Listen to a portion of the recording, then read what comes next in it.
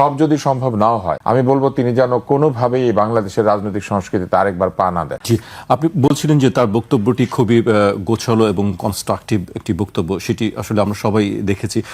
বক্তব্যে যে বিষয়টি আমার কাছে আরেকটি বিষয়ে খুব লেগেছে, যেটি হচ্ছে নিরাপদ বাংলাদেশের কথা তিনি বলেছেন। যে জায়গাটা তিনি জোর দিয়েছেন, প্রত্যাশিত বাংলাদেশের কথা বলেছেন। নিরাপত্তা ইস্যুটা তার কাছেও আসলে গুরুত্বপূর্ণ বিষয়। নিরাপদ বাংলাদেশের বিষয়টি তিনি বলেছেন, এটা আসলে মানুষের চাহিদা। তার নিরাপত্তা তো রাষ্ট্র দেবে এবং তার নিজের সেই সক্ষমতা আছে, দলের সক্ষমতা আছে। মানুষের জন্য নিরাপত্তা চেয়েছেন, এটা আসলে মানুষের ভাষা। এটা আমার ভালো লেগেছে এই জন্য যে মানুষ কি চায় এটা তিনি বোঝার চেষ্টা করেছেন।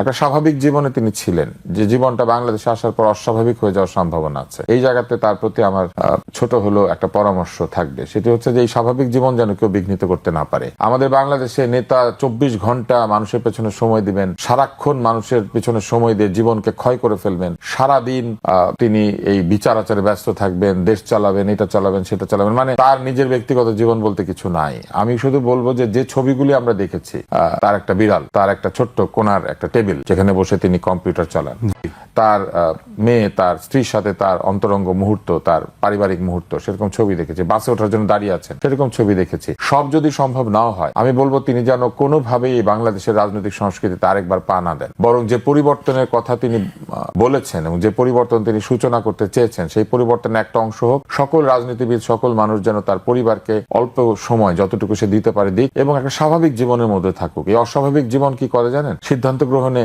বাধা দেয়। সিদ্ধান্তগুলি এরপরে ভুল হতে থাকে, সঠিক হয় না। কারণ এত চাপের মধ্যে, নিদ্রাহীন, আহারহীন, মানে একটা এমন অবস্থা, এই লোক আসছে, এই লোক যাচ্ছে, এই রাজনৈতিক সংস্কৃতি থেকে যেন দল এবং রাজনীতিবিদরা বেরিয়ে আসতে পারেন, এটা আমি তার কাছে একটা অনুরোধ করব। তাহলে আজকে তিনি যেই শান্ত সৌম্য মূর্তিতে যে বক্তৃতা দিয়েছেন, এই বক্তৃতা তিনি দিতে পারবেন না। কারণ তাকে এমন ভাবে লোকজন বিরক্ত করবে, এমন ভাবে তেল নিয়ে এসে হাজির হবে, মানে আক্ষরিক তেল না, আপনি বুঝতেই পারছেন, তোষামতকারীরা এমন ভাবে এসে হাজির হবে যে তাকে স্বাভাবিক দায়িত্বগুলি পালন করতে দেবে না। বাংলাদেশের মানুষের একটা বিরাট সমস্যা।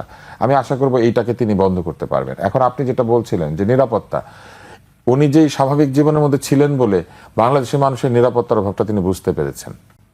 বাংলাদেশের মানুষ সন্ধ্যা হলে পরে বাড়ির বাইরে যেতে ভয় পাচ্ছে। একটা দামি কিছু হাতে থাকলে সেটা নিয়ে কোথাও যেতে গেলে ভয় পাচ্ছে। বাংলাদেশের মানুষ একা কোথাও দাঁড়িয়ে থাকতে পারছে না, সাথে দু একজনকে নিয়ে দাঁড়াতে হচ্ছে।